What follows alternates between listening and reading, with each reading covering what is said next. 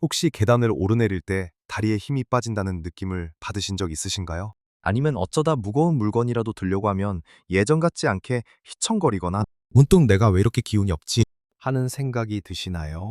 그저 나이가 드는 자연스러운 현상이라고 생각하고 넘기셨을 수도 있습니다. 하지만 사실 이건 우리 몸이 보내는 아주 중요한 신호일 수 있습니다. 우리가 모르는 사이에 근육이 서서히 사라지고 있다는 경고일 수도 있다는 말이죠. 이런 현상을 우리는 근감소증이라고 부릅니다. 말 그대로 근육이 줄어드는 증상인데요. 단순히 힘이 없어지는 것을 넘어 우리 어르신들의 삶의 질과 직결되는 아주 심각한 문제입니다. 생각해 보세요. 근육이 없으면 작은 낙상에도 크게 다칠 수 있고 스스로 움직이는 것조차 힘들어져서 누군가의 도움을 받아야만 하는 상황이 올 수도 있습니다. 건강하고 활기찬 노년을 꿈꾸는 우리에게 이것만큼 안타까운 일은 없을 겁니다. 스스로의 힘으로 생활하며 사랑하는 사람들과 즐거운 시간을 보내는 것. 그 모든 것의 기본이 바로 튼튼한 근육이기 때문이죠. 많은 분들이 근육을 지키기 위해 운동이 중요하다고는 알고 계실 겁니다. 물론 운동도 아주 중요합니다. 하지만 오늘 제가 말씀드릴 이것 없이는 아무리 열심히 운동해도 효과를 보기 어렵고 기썩곤냐 심지어 우리도 모르는 사이에 근육이 계속해서 줄어들 수 있습니다. 이 중요한 하나를 놓치고 있다면 말이죠. 오늘 이 영상에서는 우리 몸의 기둥인 근육을 다시 튼튼하게 세우고 활기찬 노년을 보낼 수 있도록 도와주는 아주 중요한 식습관과 함께 우리가 쉽게 실천할 수 있는 몇 가지 생활 습관들을 알려드릴 겁니다. 이 습관들을 꾸준히 지키신다면 근육 손실을 막는 것을 넘어 다시 근육을 만들고 활력을 되찾고 잠도 더 잘 주무시고 심지어 기억력까지 좋아지는 놀라운 경험을 하실 수 있을 겁니다. 제가 오늘 말씀드릴 이 중요한 하나가 무엇인지 그리고 어떻게 우리 삶을 변화시킬 수 있는지 이 영상 끝까지 보시면 정말 놀랄 만한 것을 알게 되실 겁니다. 자, 그럼 가장 중요한 첫 번째 이야기부터 시작해 볼까요? 우리 몸의 기둥인 근육을 지키기 위한 핵심 열쇠는 바로 단백질입니다. 많은 분들이 단백질의 중요성에 대해서는 막연하게 알고 계시겠지만 우리 어르신들에게 단백질이 왜 그렇게 중요한지 그리고 어떻게 섭취해야 하는지에 대해서는 잘 모르시는 경우가 많습니다. 나이가 들면 우리 몸은 젊을 때와 다르게 단백질을 흡수하고 활용하는 능력이 떨어집니다. 젊은 사람들은 조금만 단백질을 먹어도 근육으로 잘 합성이 되지만 우리 어르신들은 똑같은 양을 먹어도 근육을 만드는데 훨씬 더 많은 양이 필요하다는 연구 결과도 있습니다. 뿐만 아니라 활동량이 줄어들면 근육이 자연스럽게 줄어들기 쉬운데 이때 충분한 단백질이 공급되지 않으면 근육 손실은 더욱 가속화됩니다. 여러분이 아무리 걷기 운동을 열심히 한다고 해도 근육의 재료가 되는 단백질이 부족하다면 마치 건물을 지을 때 벽돌이 없는 것과 마찬가지입니다. 건물은 지어줄 수 없겠죠? 우리 근육도 똑같습니다. 단백질 없이는 근육을 만들 수도 유지할 수도 없습니다. 그렇다면 얼마나 먹어야 할까요? 우리 어르신들의 경우 몸무게 1kg 최소 1.5 이구제의 단백질을 섭취하는 것이 좋습니다. 예를 들어 몸무게가 60kg이라면 하루에 67.2g의 단백질이 필요하다는 뜻입니다. 감이 잘 안 오시죠? 쉽게 설명해 드릴게요. 계란 한 개에 약 6g, 손바닥만한 닭가슴살 한 조각에 약 20-25g이, 두부 반모에 약 15-20g 정도의 단백질이 들어 있습니다. 이걸 세끼 식사에 골고루 나눠서 섭취하는 것이 중요합니다. 특히 아침 식사 때 단백질을 놓치기 쉬운데요. 많은 어르신들이 아침에는 가볍게 밥이나 빵, 통곡간 국 같은 탄수화물 위주로 드시는 경우가 많습니다. 하지만 근육 합성은 하루 종일 꾸준히 일어나기 때문에 식은 종류에 아침부터 단백질을 충분히 섭취해야 근육 손실을 막고 하루 종일 에너지를 낼 수 있습니다. 제가 아는 한 어르신은 몇 년 전까지만 해도 늘 기운이 없고 조금만 걸어도 다리가 아파서 힘들어 하셨습니다. 식사를 여쭤보니 아침에는 주로 죽이나 식빵에 커피 한 잔, 점심은 국에 김치, 저녁은 자녀분들이 싸다 준 반찬 위주로 드신다고 했습니다. 단백질이라고는 거의 찾아볼 수 없는 식단이었죠. 제가 조심스럽게 단백질 섭취의 중요성을 말씀드렸고 아침 식사에 계란 2개나 두부 반모, 점심에는 생선구이나 닭가슴살 샐러드, 저녁에는 살코기 위주로 드시도록 권해드렸습니다. EGS 처음에는 너무 많이 먹는 것 같다고 걱정하셨지만 딱 한 달만 해보자고 설득했습니다. 놀랍게도 한 달 뒤, 그 어르신은 훨씬 활기찬 모습으로 다시 오셨습니다. 아니, 이렇게 먹는 것만으로도 몸이 이렇게 달라지네요. 매일 일어나는 게 훨씬 가뿐하고 시장 가는 길도 힘들지 않아요. 라고 말씀하시더군요. 그 이후로도 꾸준히 단백질 위주로 식사를 하시면서 이제는 가벼운 산책도 즐기시고 머른 긴 손주들과도 더 많이 뛰어놀 수 있게 되셨습니다. 이처럼 단백질은 우리 몸의 활력을 되찾아주는 마법 같은 영양소입니다. 단백질은 어떤 종류를 먹어야 할까요? 가장 좋은 것은 살코기, 생선, 계란, 두부, 콩, 우유 같은 동물성 단백질과 식물성 단백질을 골고루 섭취하는 것입니다. 동물성 단백질은 우리 몸이 필요로 하는 모든 필수 아미노산을 가지고 있어 근육 생성에 특히 효과적입니다. 돼지고기나 소고기의 살코기 부위, 닭가슴살, 고등어나 갈치 같은 등 푸른 생선은 물론 계란은 완전 식품이라고 불릴 정도로 영양가가 높고 소화 흡수율도 좋습니다. 식물성 단백질로는 두부, 콩, 렌틸콩 같은 콩류와 견과류 등이 좋은 선택입니다.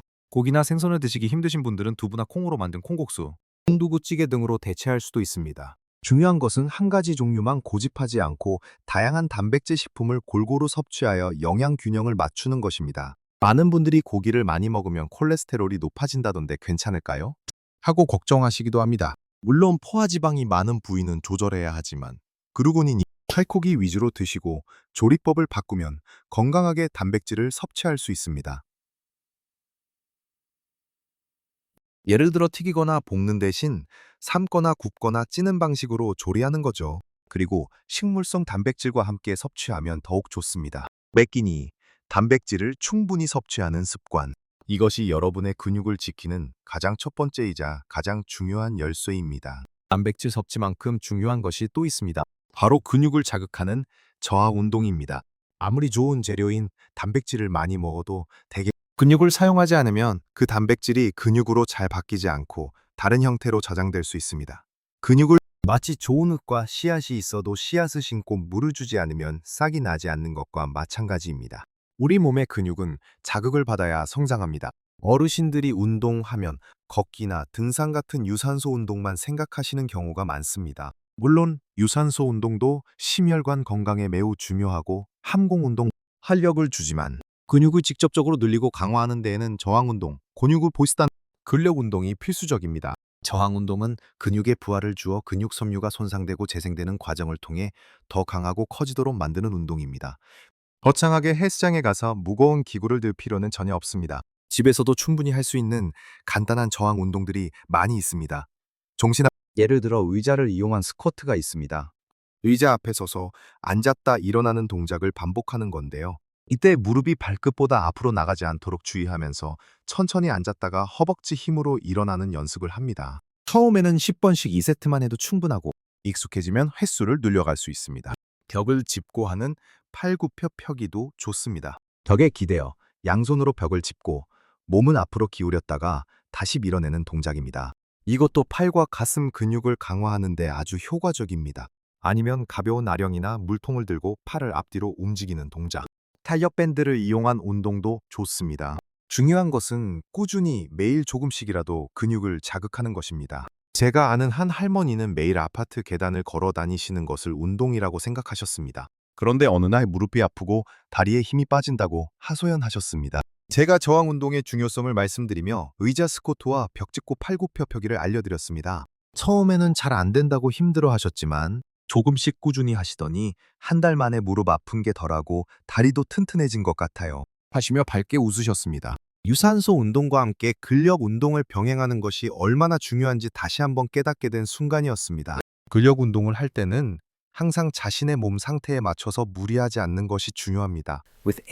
처음부터 너무 욕심내지 말고 가벼운 강도와 적은 횟수로 시작해서 점차 늘려가는 것이 안전합니다. 통증이 느껴지면 즉시 중단하고 휴식을 취해야 합니다. 그리고 운동 전후에는 스트레칭으로 몸을 충분히 풀어주는 것도 잊지 마세요. 이처럼 단백질 섭취와 더불어 꾸준한 근력 운동은 우리 근육을 튼튼하게 만드는 두 바퀴라고 할 수 있습니다. 이제 세 번째로 말씀드릴 것은 바로 비타민 D와 칼슘입니다. 많은 분들이 비타민 D와 칼슘을 뼈 건강에만 중요하다고 생각하시지만 사실 이 두 가지 영양소는 근육 건강에도 아주 밀접한 관련이 있습니다. 비타민 D는 근육 세포의 성장과 기능을 돕고 근력을 유지하는 데 중요한 역할을 합니다. 비타민 D가 부족하면 근육 약화와 만성 피로가 올 수 있으며 심하면 근감소증을 악화시킬 수도 있습니다. 칼슘 역시 뼈뿐만 아니라 근육 수축과 이완의 필수적인 미네랄입니다.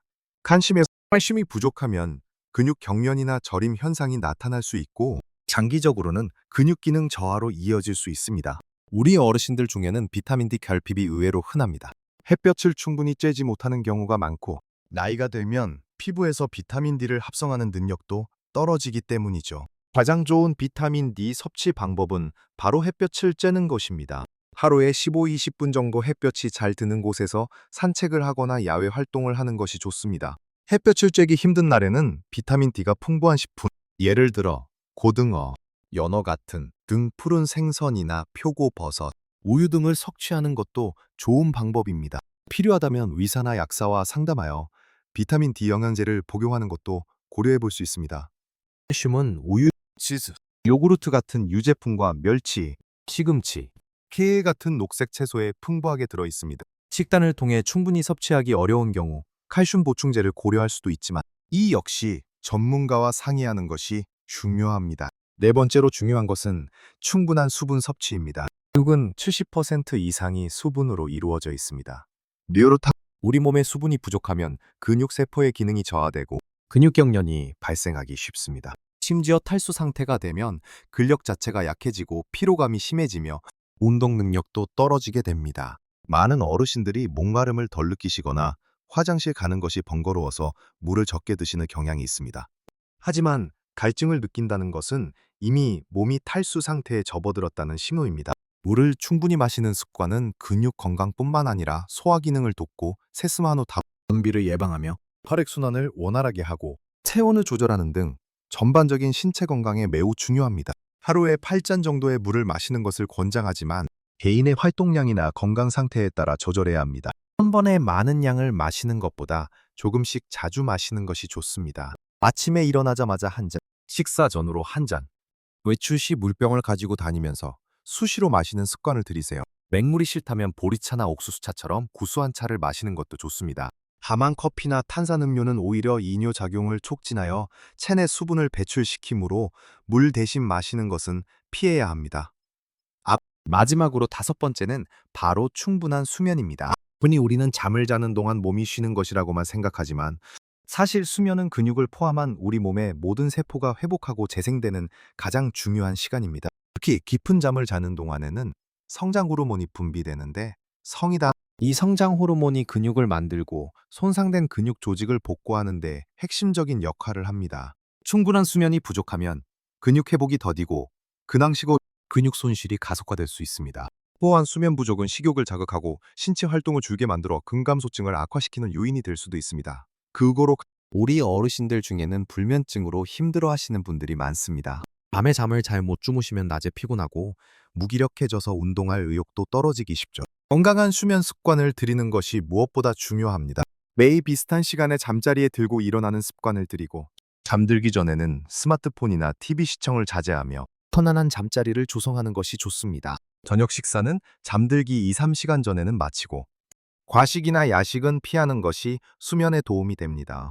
낮잠은 20-30분 정도로 짧게 자는 것이 좋고 너무 긴 낮잠은 밤잠을 방해할 수 있습니다.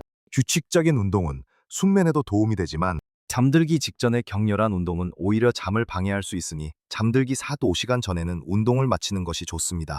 이렇게 근육을 지키는 데 필요한 중요한 습관들을 알아봤는데 마지막으로 이 모든 것을 지속 가능하게 만드는 정말 중요한 부분이 있습니다. 바로 긍정적인 마음가짐과 작은 성공 경험입니다. 오늘 우리가 이야기 나눈 핵심은 바로 단백질 섭취와 규칙적인 근력 운동, 그리고 충분한 수면과 수분 섭취, 비타민 D 같은 영양소들이었습니다. 이 모든 것들이 여러분의 근육을 지키고 활기찬 노년을 보내는데 필수적이라는 것을 기억하세요.